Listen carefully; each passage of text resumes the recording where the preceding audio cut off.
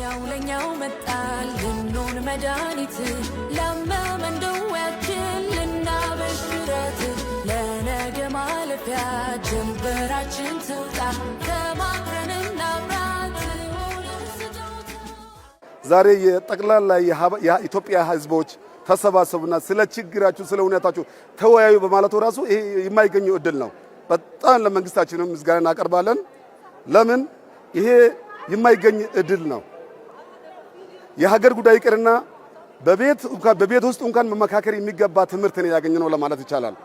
የሃይማኖት ተቋማት አንድ ላይ ሆኖ ጠቅላላ የአባገዳዎች ተገናኝቶ የፖለቲካው ተገናኝቶ ስለ ሀገራችን ሰላምና ፍቅር እንዴት እንወያይ የሚለው አጀንዳ ራሱ የማይገኝ ውድር ነው። ቃሉ ራሱ በቂ ነው። ግን ምን ያስፈልጋል? በቃል ሳይሆን ወደ ተግባር ለመቀየር ያስፈልጋል። ተግባር የማንቀየር ከሆነ ጤዛ ይሆናል። ጤዛ ውሃ ጠዋት ውሃ ነው፣ ግን ፀሐይ እንደወጣች ይጠፋል። ስለዚህ የምንናገረውን ቁም ነገሮችን ወደ ተግባር መቀየር አለብን።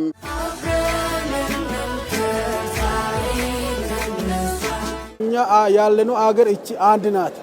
አንድ አገርቷን እናድናት ከመማ እናስወጣትና ያቺን አገር ወደ ሰላም የተረጋጋ ፖለቲካ እንድትመጣ የተረጋጋ ሰላም እንዲሰፍን ብለን እስቲ ምክር ላይ አለን።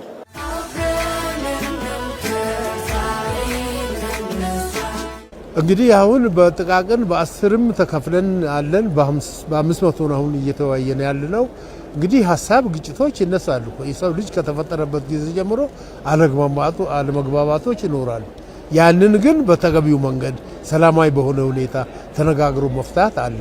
ስለዚህ በመድረኩ ላይ የመጣበትን ዓላማ እያንዳንዱ የህብረተሰብ ክፍል ስለሚያውቀው ስለሚረዳው ወደ ግጭት ሳይመራ ወደ አለመግባባት የሚያመጡ መንገዶችን በመተው ሁሉም በቀናነት በቅንነት እኔ እንደማየው በመልካም ሁኔታ ለስምምነት ለመድረስ እየተወያየን ነው።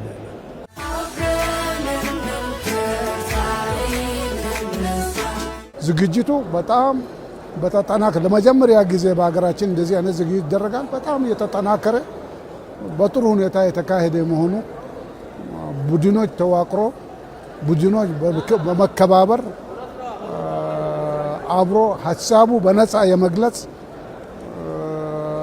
የተደረገ ያለው እንቅስቃሴ በጣም ተስፋ የሚሰጥ ውስጣችን መጪ እድላችን ብሩህ መሆኑ የሚያሳይ ተግባር ነው። በዚህ 8 አጀንዳዎች ማንም ሰው የመጣ ያለው ችግር የሚያይበት ሐሳቡ የሚያስቀምጥበት መፍትሄ ሐሳቦች ምን መሆን አለበት፣ ችግሮች ማስወገዳ ዘዴዎች ምን መሆን አለበት፣ ውይይቶች ተጀምሯል።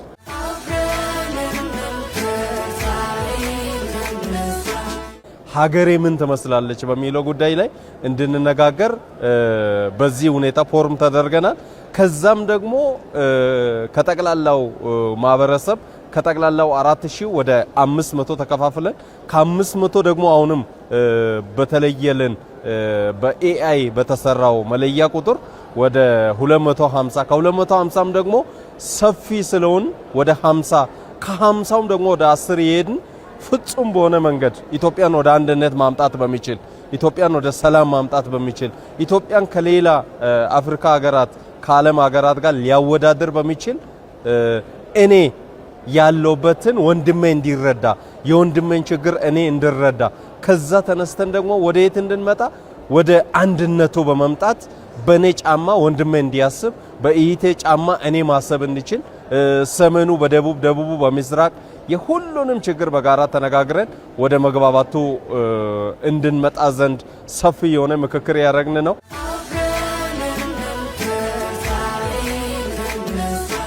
ከመጣንበት ጊዜ ጀምሮ የምክክር ኮሚሽን እያደረገ ያለው አስተዋጽኦ ከባድ ነው።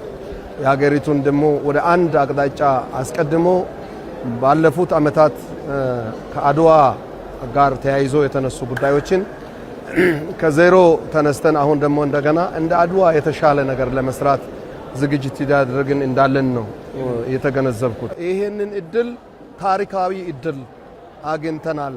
ለሀገራችን ለኢትዮጵያ በአንድ ዓላማ በአንድ አጀንዳ በአንድ እቅድ ተሰልፈን መስራት አለብን የሚል ነው።